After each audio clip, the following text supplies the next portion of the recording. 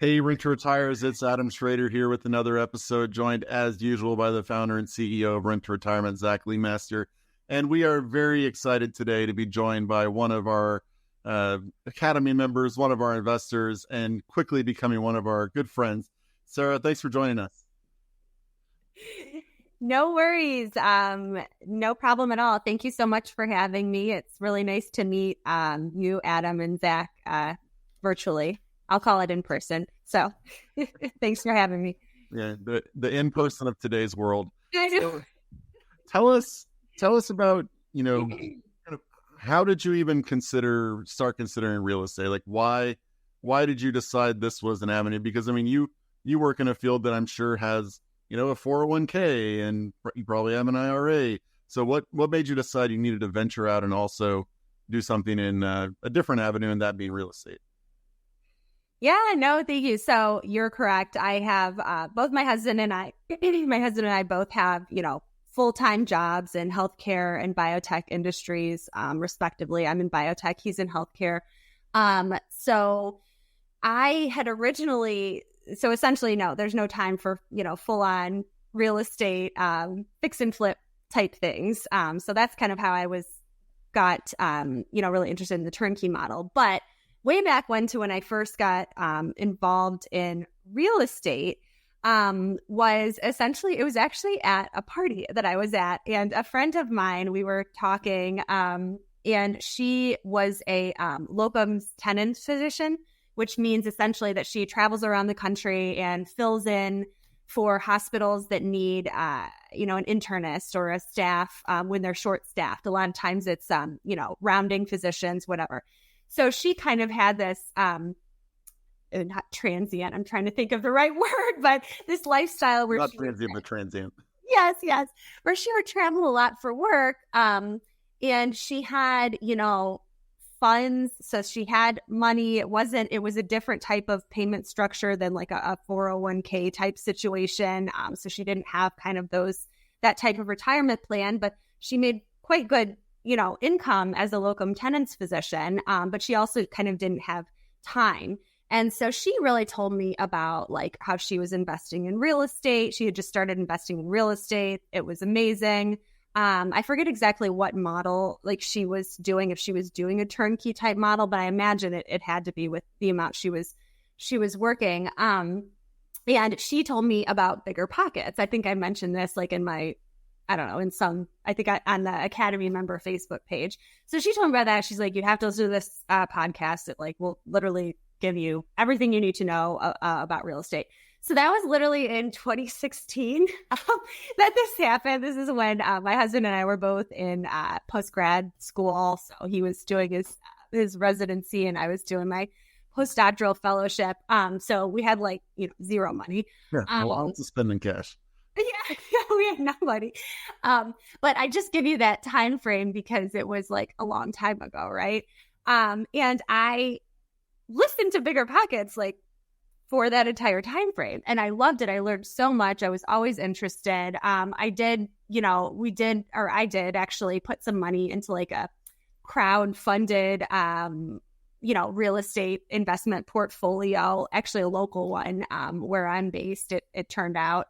That was kind of recommended on BiggerPockets. Had actually a really good experience with that because I just put the money in and then 5 years later, I got like a 50% return on that. So that was I had a good experience with that, but I wanted, to do more with it. And I really kind of wanted to scale and build up, but it was always this thing where I just didn't have the time to, nor really the desire to go out and like vet all these deals by myself, and definitely not fix things up around a house or, deal with like the tenants by myself.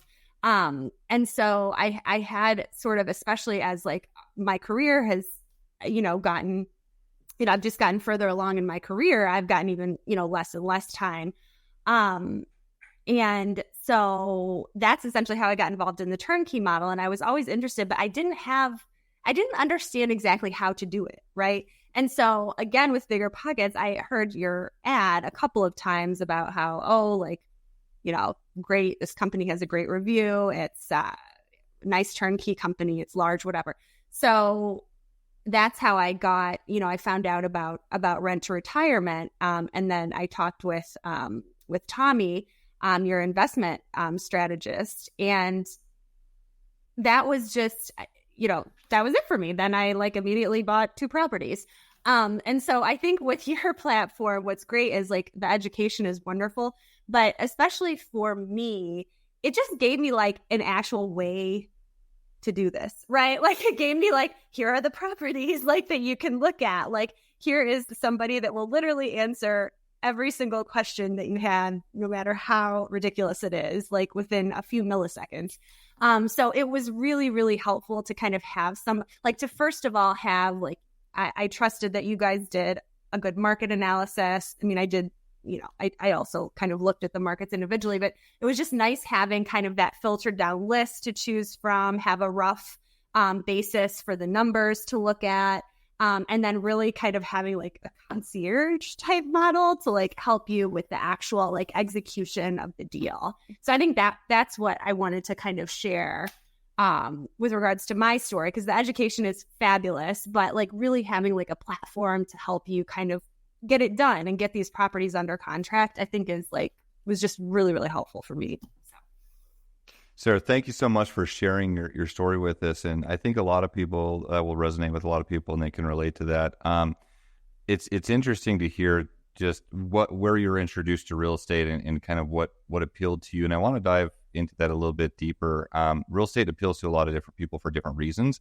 But I think kind of the big picture is that a lot of us are interested in real estate because it's a way to either take control of our financial position, to create some type of residual income, passive income, to maybe it's future retirement or early retirements to some degree. There's just this idea of taking control of your finances and creating kind of residual income.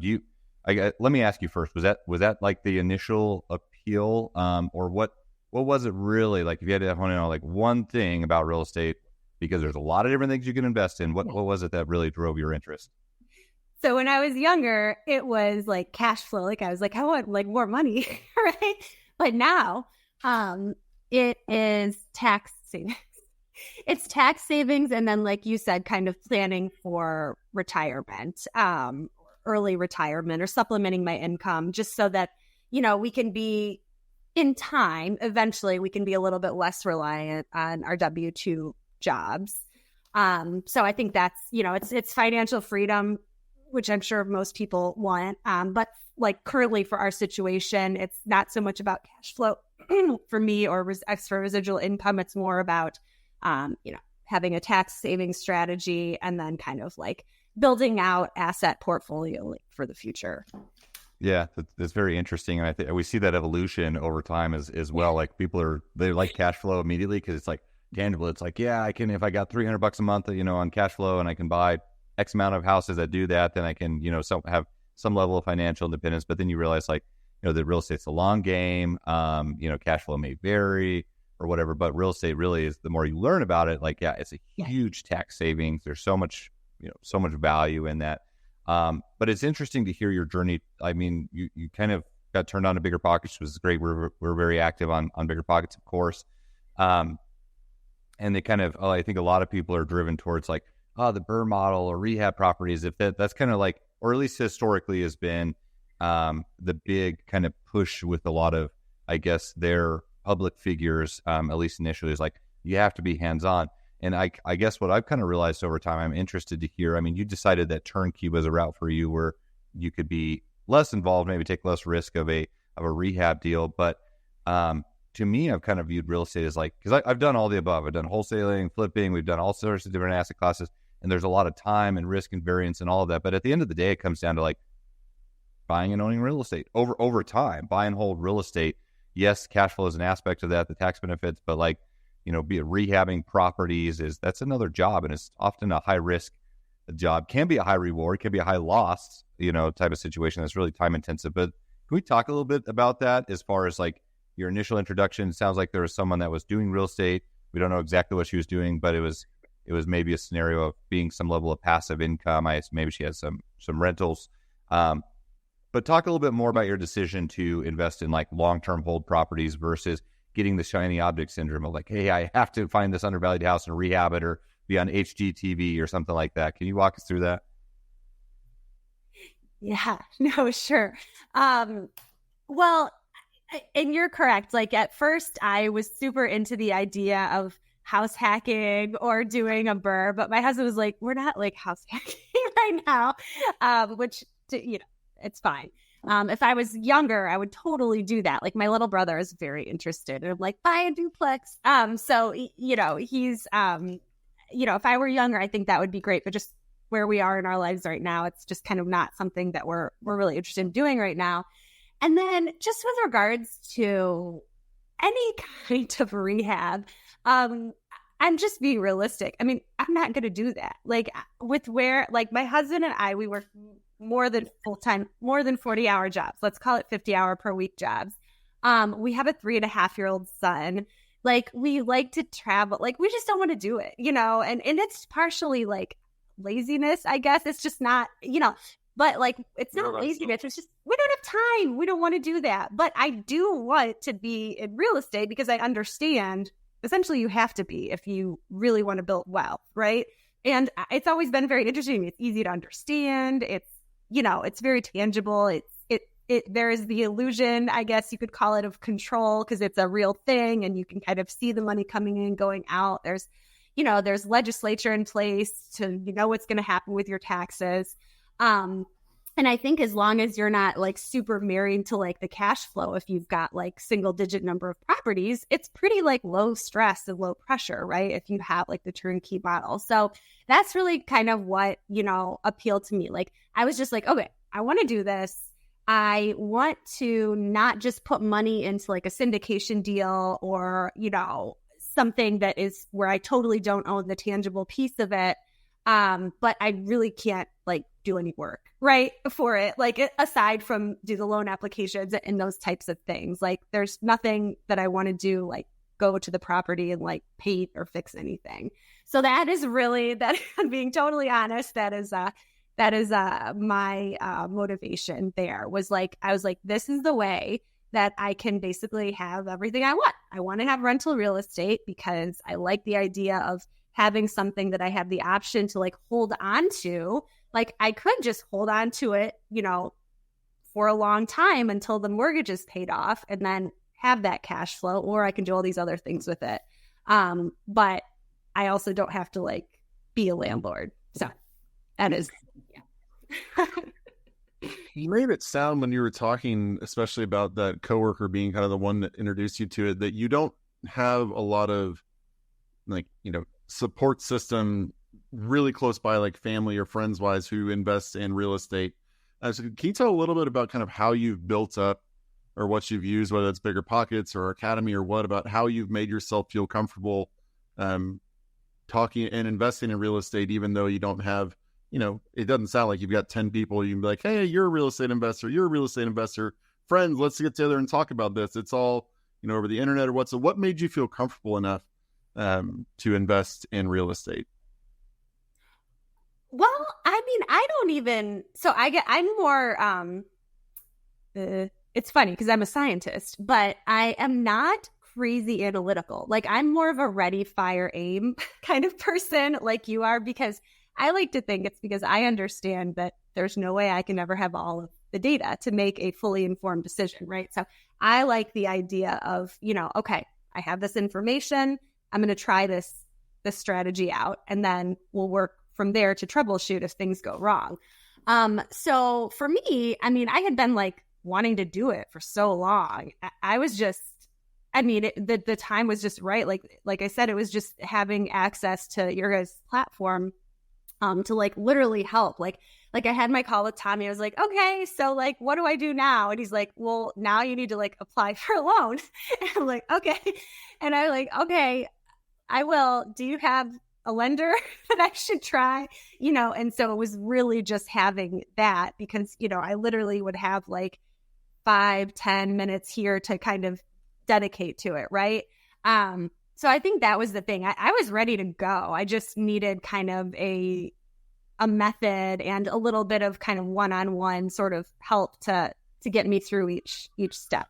So That has been, I think, and a lot of the people that we've interviewed or networked with, and just people that have just built large portfolios, or just really just we've seen make dramatic steps in their investment portfolio. A lot of them share the same personality, Sarah, is that, and like you mentioned, we do as well, where it's, I'm not talking about just arbitrarily investing, right? But investing inherently has a level of unknowns and variability and risk. And like you have to accept that at the end of the day. The alternative is not doing anything, and that has its own, risks associated with that. But yeah, collecting some, like, I guess, a baseline level of understanding of what to expect, some data, and then like you said, ultimately taking the action and then reevaluating, right? Going back to the drawing board, because nothing's going to work out perfectly, but everything is a learning experience. The two properties that you own, and you don't have to share too many intricate details, but I'm sure the audience would love to know just about those properties, how they've been going. You can maybe share if you want to, where they're located. And I'm curious. I do want to talk about the Academy, as that's a new venture we've recently launched and seen people be very successful going through that, as it offers more of like a structured program, I guess, to make sure you're covering everything. Did you buy the properties prior to joining the Academy, during, or after? One I bought prior to, and then the other one I bought during. Yeah. So yeah, I have two properties, as you mentioned. They're both in Akron. So they're both with Steve, who was also very helpful. I liked a lot of the one-on-one from all sides. But yeah, so they're both that, and essentially I did those because, as you maybe can imagine, and so we structured it like I'm the sole person on title for both of them, because I'm kind of more into it, than my husband is at the moment, but I'm like talking about getting him into it. So hopefully, we can get into like a newer construction together this year as well. But essentially, like, I don't want to say I was just like super brave and gung ho. So I kind of looked for like a down payment that I was comfortable, like, okay, like, I'm pretty risk tolerant, but seeing, a sum of money that you're parting ways with. And when I look at it, I'm like, okay, this is what I'm spending. Like, I'm not going to get it back for a long time, or something could happen. So I'm just like, okay, it's here and it's gone now, so I had to look for something with a down payment that was, I was comfortable with and manageable, and the numbers were good. When I talked with the seller and property management team, I was just like very comfortable with them. I saw kind of the volume of homes that were for sale. I did some research on the neighborhood, especially that it was in the Akron area, and I really liked kind of the vibe of it. And so yeah, I went forward with it, but that's kind of how I made the decision to go with those two properties. And then the other property that I bought kind of during the Academy was also in the same neighborhood at very similar price points, similar numbers and everything, obviously the same seller. And so that is how I kind of made those decisions. I had actually wanted to like buy, after the first one, I wanted to do two of those properties, those Akron properties, with like a 5% down. But I was, after kind of talking with like, with a few people are like, well, I guess it's still starting out. Maybe we'll just do conventional for the first couple more. So I kind of backed it down a little, just to kind of not take on quite so much risk. But yeah, that was kind of how I settled on those. I think the next purchase will definitely be a new construction. I really want to get into the Southeast area. But yeah, I'll stop talking. I don't know if that answered your question, or if you had anything else. Yeah, certainly. Adam, what do you got I want to talk about the Academy. Did you have something else to dissect on? We talk a lot about mindset, and how a lot of people, whenever you first buy, you feel a mindset shift. Did you feel that? And if so, tell us a little bit about that happening to you. Yes.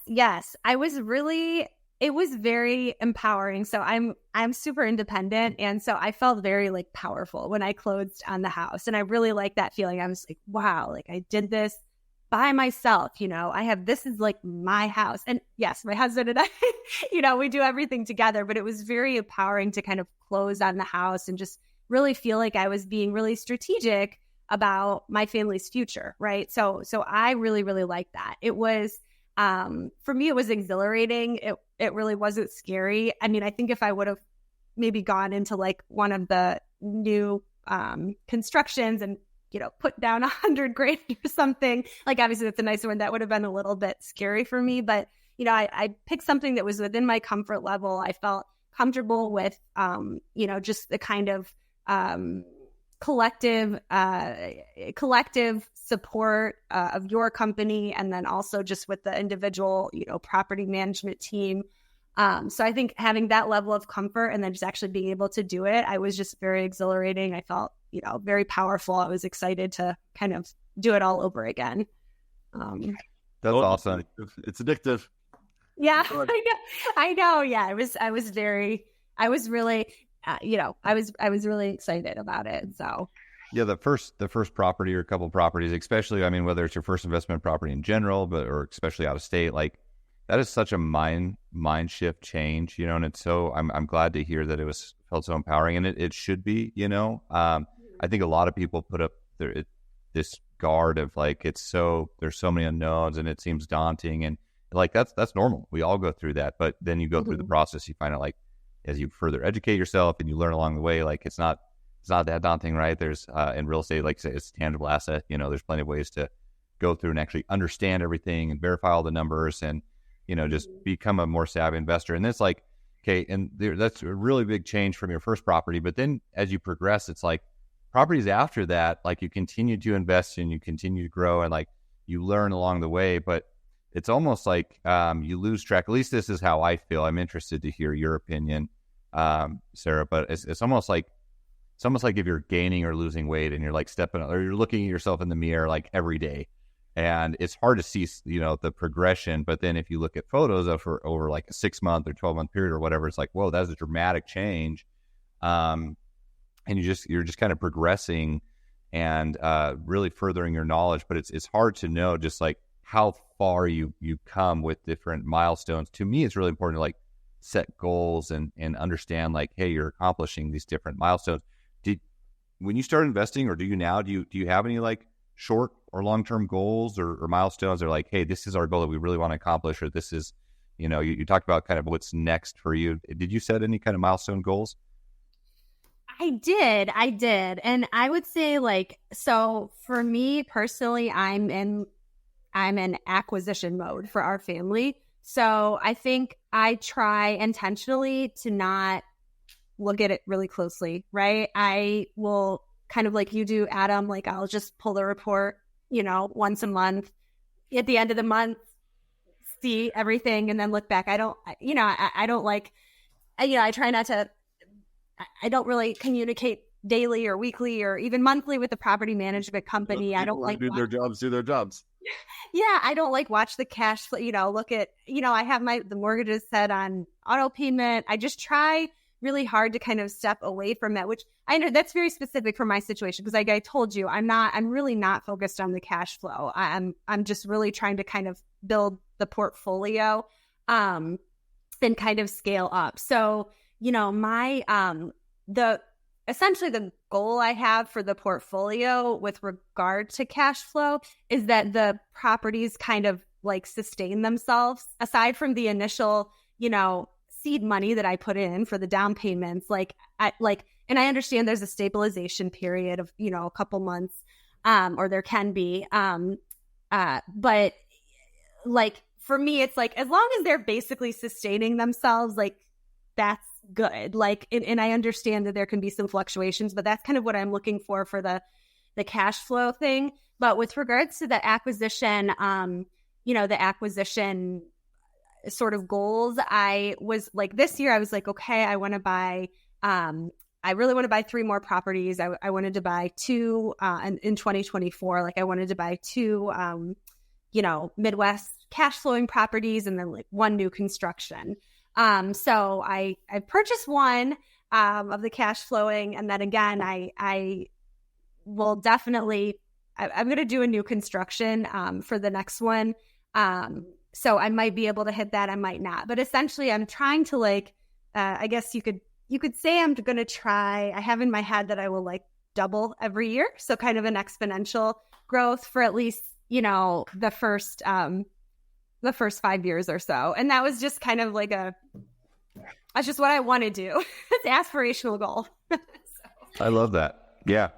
Having, even though it's like, to your point, you don't want to be so ingrained in the numbers and so analytical that it's like the small variances just drive you nuts, right? It's a long-term game, but I love the idea of essentially, doubling over time, and it's cool to get to a point where your properties are buying properties, you know what I mean? And you're going through a 1031 exchange or whatever the case is, or you saved up enough cash flow to buy your next property, and then your returns, like if you actually trace your returns back, kind of like infinite, right? Because you're reinvesting your capital. But let's talk about the Academy quickly, because this is a new program that we kind of launched late last year, almost out of necessity, because while we've been in business for almost a decade now, helping investors find the best deals across the country and connect with all the team members they need to.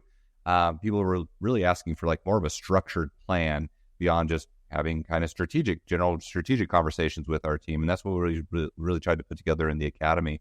Tell us about your experience so far in the Academy, Sarah. What drove you to sign up for it? What was kind of what were you looking for, and did you find that? What sort of things were interesting to you in the Academy? And so far, I don't know exactly where you're at in the curriculum, but can you talk to that a little bit?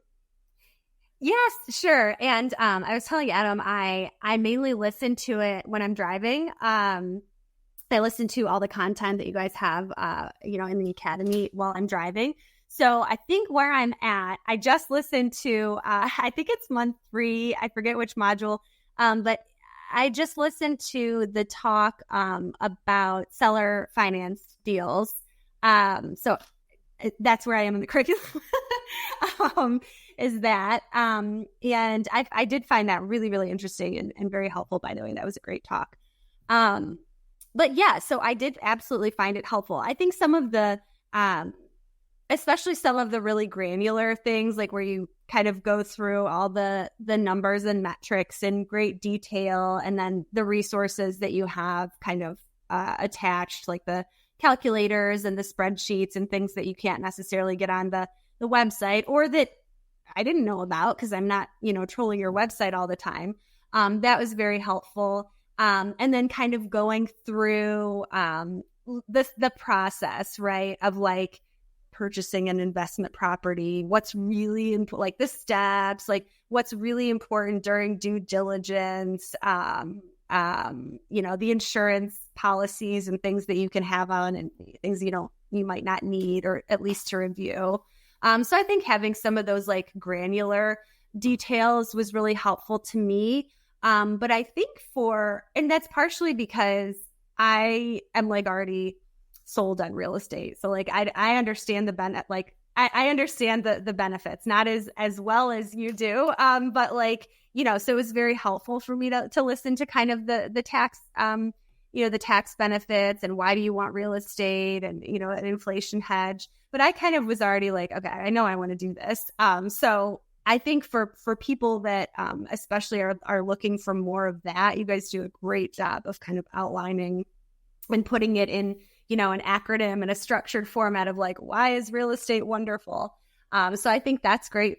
You have that framework, and then kind of going through, you kind of followed up by, having all of the details in there as well, that like, if I have a question or I'm going through something and I need to refresh, I can kind of go back and listen to that and that kind of thing. So I like the way that it's structured. I thought it was really helpful.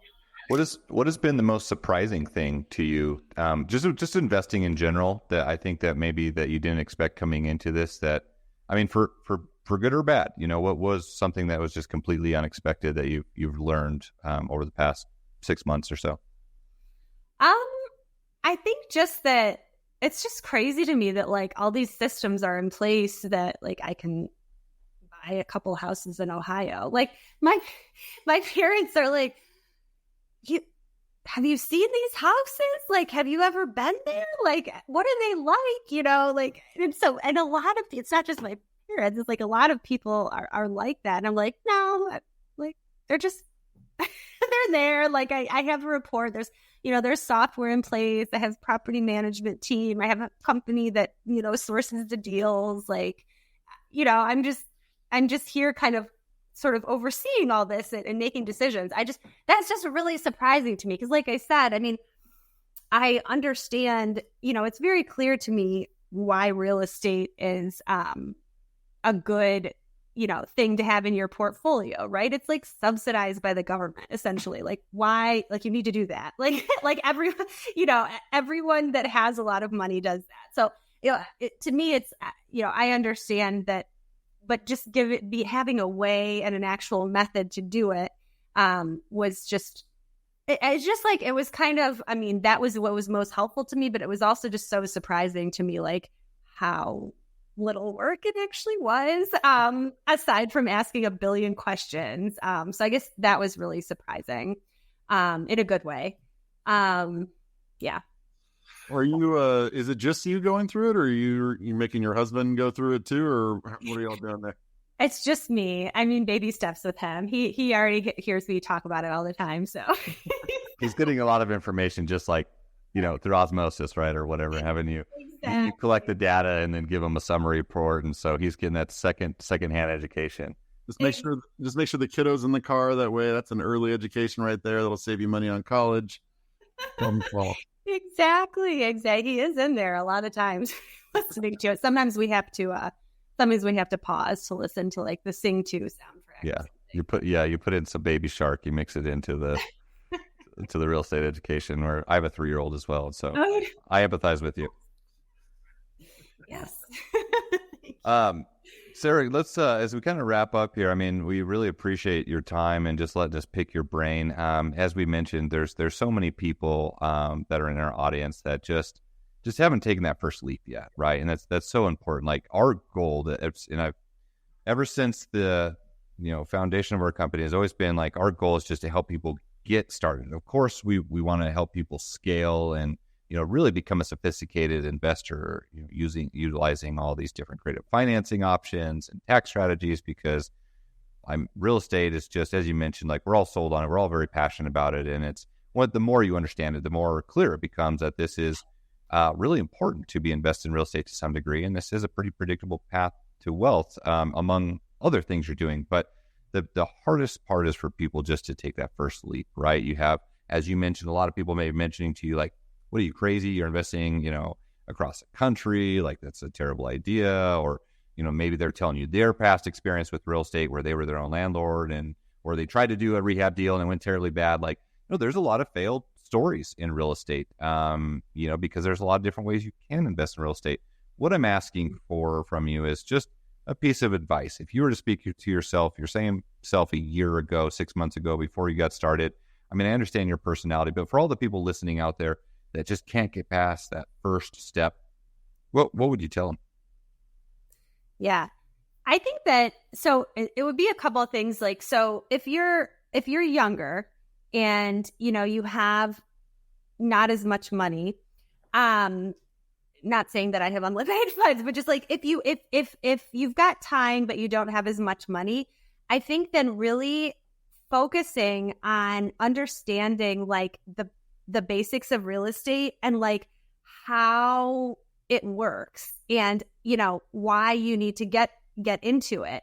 And then getting into it as early as possible, getting into it actively as early as possible. That's what you need to do. So be it, if you can't go the turnkey route, then go in there some way, do a house hack or do whatever, because that will eventually lead to the turnkey route. Like, you will eventually need to do that.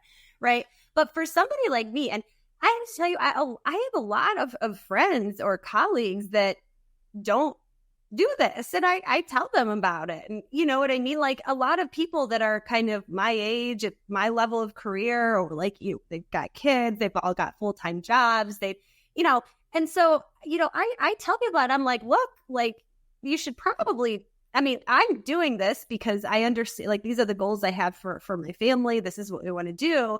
And don't be scared. I mean, like, if you're in a position where, you know, you can take a little bit of the pressure off of yourself by, like, you know, worrying a ton about the cash flow or a ton about, like, the immediate returns. And you can, like, just think of it as an investment that you're putting away for 2 or 3 years, you know, or longer, at least 2 or 3 years, then it really takes some of the pressure off, because you just have to get in there, do it, forget about it. And like, if you actually want to do it with rental real estate, like, this is the way to do it, right?